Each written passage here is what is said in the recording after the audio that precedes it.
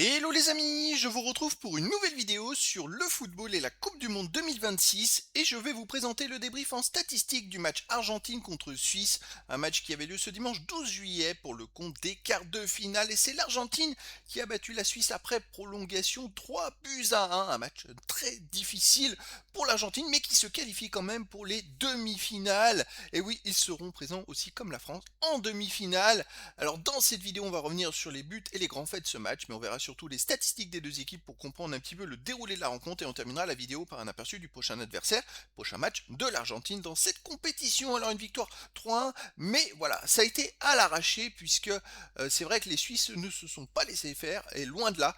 Alors l'Argentine a quand même ouvert le score par McAllister dès la 10e minute et il y avait 1-0 à la mi-temps. Deuxième mi-temps, Endoy a égalisé pour la Suisse à la 67e minute et puis coup de théâtre à la 72e minute, c'est Mbolo de la Suisse qui a eu un carton rouge suite à un deuxième jaune reçu pour simulation. Et donc, la Suisse a joué à 10 contre 11 dès la 72e minute, c'est-à-dire les 25 dernières minutes restantes de cette deuxième mi-temps. Et puis, comme c'est allé en prolongation, toute la prolongation. Et en deuxième mi-temps de prolongation, l'Argentine a pu reprendre l'avantage par Alvarez à la 172e minute. Et puis, Martinez a marqué même un troisième but à la 121e minute, qui était plutôt, on va dire, anecdotique, puisque la Suisse faisait tout pour essayer d'égaliser, même à 10 contre 11. Donc voilà, une victoire de l'Argentine un peu tirée par les cheveux. C'est vrai que sans cette expulsion d'Embolo, c'était pas le même match et encore une fois l'Argentine passe de justesse mais se qualifie pour les demi-finales. Alors les statistiques des deux équipes, il y a eu 59% à 41% de possession de balle pour l'Argentine, 691 passes tentées à 474, 614 passes réussies à 398, 88,8% de passes réussies à 83,9%.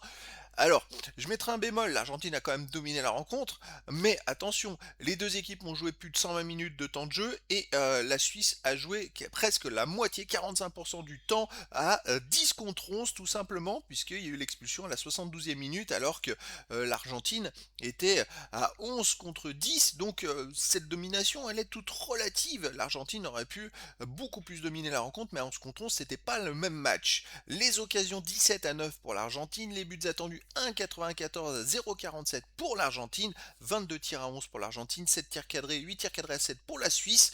7 tirs bloqués à 3 pour l'Argentine, un poteau à 0 pour l'Argentine.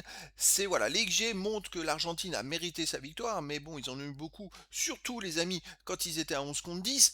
Quand on voit que sur les tirs cadrés, la Suisse a cadré plus de tirs, ils ont tiré deux fois moins, mais ils ont cadré plus de tirs. Mais voilà, c'est l'Argentine qui est passée, alors il faut toujours un petit coup de chance. Est-ce que c'est le cas?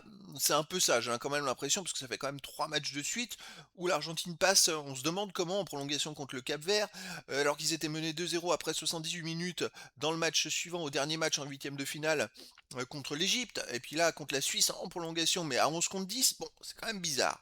Les autres statistiques, 4 hors-jeu à 3 pour l'Argentine, 8 corners à 2 pour l'Argentine, 22 centres à 19 pour l'Argentine, 13 interceptions à 4 pour l'Argentine, 17 tacles à 11 pour l'Argentine, 62 duels gagnés à 44 pour l'Argentine, 4 arrêts partout, 18 fautes à 14 pour la Suisse, 3 jaunes à 0 pour l'Argentine et un rouge à 0 pour la Suisse. Il y a eu un jaune en plus pour Balogun, mais voilà. Donc l'Argentine, bon, est devant dans quasiment toutes les statistiques.